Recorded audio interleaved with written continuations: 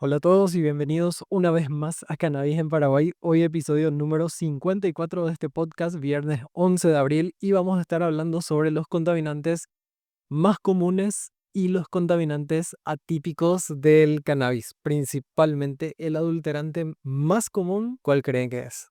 Aunque ustedes no crean, el más común de los adulterantes en el cannabis es el pelo, principalmente el pelo de las mascotas. ¿Por qué? Porque este pelo generalmente se pega a la resina de los cogollos. Y en segundo lugar, además del pelo de las mascotas, se encuentra el pelo humano, obviamente. Fíjense, ¿por qué? Porque obviamente los seres humanos tienen pelos y ese pelo generalmente se cae, ya sea un pelito, un cabello. Entonces eso lo mismo, se pega por la resina de los cogollos y es obviamente un adulterante del cannabis. Como algunos cultivadores tienen mascotas en el mismo lugar donde realizan la manicura y el curado del cannabis, el pelo es todo un tema. Los pacientes deberían rechazar los medicamentos que contengan pelos de mascotas. ¿Por qué? Porque al aceptarlos estarían enviando el mensaje o estarían enviando el mensaje equivocado a aquellos que lo venden. Aquellas personas que se encarguen de podar la hierba deberían usar redes para el cabello, sería lo ideal, y ropa de mangas largas también. ¿Para qué? Para evitar que ellos mismos sean quienes contaminen tanto las flores, los cogollos y las muestras de cannabis en general. Siempre hablamos dentro del contexto del cannabis medicinal. Ahora, ¿qué pasa con los adulterantes atípicos? Hay muchísimas historias acerca de gente que se encuentra cosas extrañas en su cannabis medicinal, desde la tenebrosa hoja de afeitar dentro de una bolsa de 450 gramos, algún cosechador descuidado la debe haber dejado ahí, hasta una flor de brócoli que apareció en la dosis de un paciente. Desde arañas vivas hasta casquillos de balas, queda claro que la industria del cannabis medicinal todavía falla al cumplir algunas regulaciones, digamos, que se asocian con las otras ramas de la agricultura. Y por lo tanto, de vez en cuando, siempre podríamos llevarnos algunas sorpresas inesperadas. Ahora bien, todos los productos comestibles de cannabis, hay que saber, tienen una fecha de vencimiento, digamos, por más que cuando, qué sé yo, alguno compre algún tipo de comestible, sea galletitas, brownies, ¿verdad? No tengan por el envoltorio, por muchas cuestiones o por diversos factores, la fecha de elaboración, la fecha de vencimiento, ¿verdad? Sí que se pueden echar a perder con el paso del tiempo.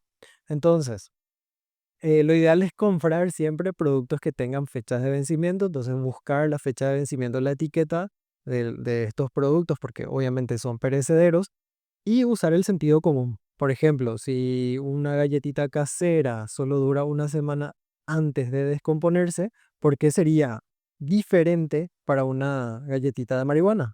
Ahí les dejo la pregunta. El problema más frecuente de los comestibles es que las etiquetas no siempre dicen la verdad, lo que puede resultar en una sobredosis también en el caso de un mal etiquetado.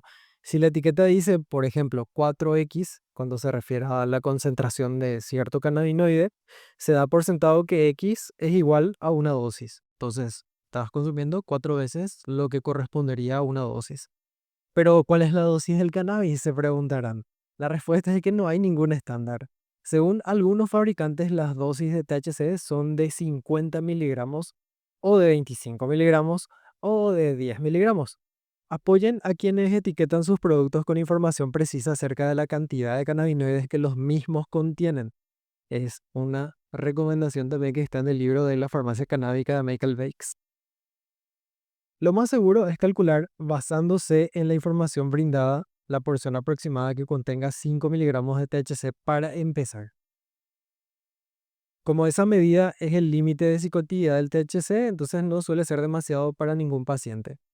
Una vez que el consumidor ya sabe qué sucederá con dicha dosis, se puede reajustar la cantidad hasta llegar al nivel necesario para, digamos, aliviar el síntoma. Ahora, existe también lo que se conoce como cannabis falso, imitaciones, simulaciones. No se venden muchos cannabis falsos en los dispensarios, por ejemplo, de Estados Unidos, ya sea California, Colorado, aunque sí es bastante frecuente que se cometan errores al etiquetar, por ejemplo, las diferentes variedades, ya sea desde la ignorancia, la mayoría de las veces, o en vista a hacer pasar un producto de calidad inferior como uno mejor, que también suele ocurrir. Sin embargo, los productos de cannabis sintéticos se han vuelto bastante populares en los Estados Unidos y en Europa principalmente, en la última década. Y algunos hasta fueron legales durante algún tiempo en los Estados Unidos hasta que la venta en mostrador, por ser tan simple, produjo efectos secundarios graves en muchos jóvenes que buscaban, digamos, comprar, entre comillas, efectos legales. En un principio los cannabinoides sintéticos se desarrollaron en los años 90, que vamos a dejar acá para después poder desarrollar más ampliamente en un episodio exclusivo sobre cannabinoides sintéticos. Y estos cannabinoides se desarrollaron como parte de las investigaciones legítimas de varias universidades en la búsqueda de desarrollar moléculas con efectos diferentes a lo de los cannabinoides clásicos que podemos encontrar en la planta. Los investigadores no tardaron en darse cuenta de los problemas que podrían aparecer si todo esto seguía, digamos, sin regularse, entonces hicieron varias advertencias acerca de los efectos secundarios.